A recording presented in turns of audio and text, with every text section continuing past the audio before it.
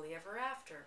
You fumble around and then the credits roll over, people holding hands, embracing, they've overcome it all, but you never really get to see those same people later. That's why there's another genre of movie called drama. Okay, this is what happens after Happily Ever After, the drama series, okay? And then the horror films come after that, and then, okay, so you get what I'm saying. So there's the idea, this very, very innocent, childlike, naive idea that happily ever after is possible. And nobody tells you exactly how to do it, except you see people get that heartbeat, thumpy, thumpy, I lose my saliva, I can't think, I can't breathe, I check my texts, I check my phone. Oh my gosh, I must be in love, right? And the stronger the feeling, the more love it must be, the greater the indicator of love it must be. Now, this is as a result of two things. Chemistry happens, one, because this is a biological reaction to the greatest likelihood that this person I'm with, our offspring, will survive. Their smell, their taste, all of those things register in the brain, letting you know that your DNA is dissimilar enough that your kid will probably survive, period. The other reason we get thumpy, heart beating, chemistry, again, which is not an indicator of love. This is an indicator of your familial love map, what you learned as a kid, your programming, which takes me to your question. What love looks like, how we experience ourselves early on in life comes from the outside in at about, I don't know, somewhere around 1 second old.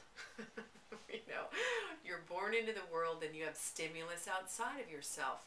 Ideally, if you have an enlightened witness, or both parents are enlightened witnesses, they help you through this process to become, through all the psychological stages, to become whole and then ultimately have your own sense of yourself. But more often, that process, that healthy process of witnessing, is interrupted by neurosis and psychosis and all kinds of things, and projections of stories of their parents and so on and so forth, which means that we stay externally referenced. In other words, instead of graduating past what you think about me, who you tell me I am, we never get to the individuation process, which is where most of us get stuck. Meaning that, okay, here's who you told me I was. I got it. I can cut my food. I can take a shower. My name is Paul, you know, et cetera, et cetera. Now I'm going to let go of you, and I'm going to go experience myself by myself, within myself, and develop my internal sense of myself in the world. Well, that process generally is so, gosh, it's skewed in our culture. All over the world now, there's all these stories about how you should be, why you should be that way, why you shouldn't feel this way. We've really lost touch with the sense of ourselves. So what that is, and I broke it down, that's being externally referenced, being stuck in the idea that what you want, need, who you are, happens outside of yourself. The invitation here is to the healing path, to the road less traveled, to the real truth of who you are, which is inside, which is the internally referenced human being, the person who learns to sit with themselves, experience their magnificence, the true essence of who they are, which emanates from inside out. It's not dependent on people's thoughts and feelings about them. Those things, while they accentuate and punctuate and harmonize with who we aren't dependent on their thoughts or feelings, those that we, you know, and again, we live in the material world, so we experience others as separate from us. I understand that. But this is an invitation to find out that your unique essence, who you are yourself. Donna Markova wrote a book that I love, I absolutely love. I'm trying to think of the name of her book, Spot of Grace. And she said that her Jewish grandmother tells a story about how the world was a big, beautiful glass bowl, and then the Big Bang happened and it shattered into billions and billions of little bits. And each one of those bits is a unique piece, like who we are, our soul, our spirit. And each person's journey is to find out who we really are, our unique, magnificent self. And then once we find out who we are, to help others find out who they are. So this book, my version of that, is an invitation to come inside yourself, to shift your orientation, your reality. This subtle shift is so profound, it will change your entire life.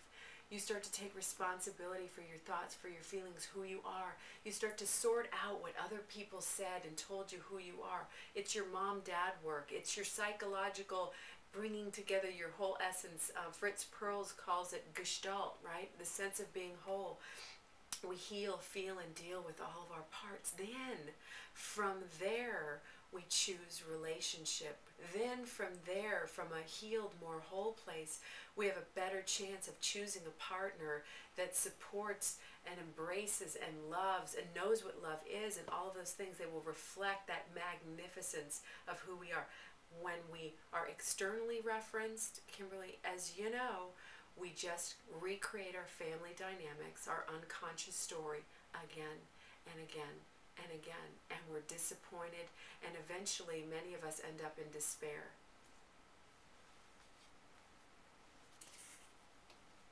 Oh, I highly recommend. Yeah, Donna Markova endorsed my book. She's one of my heroes. We love her. We've interviewed her on my radio show. She's a sage. She's moving into that time of her life too, where she gets to share the stories from her grandmothers and grandmothers past. It's really magnificent. I highly recommend it.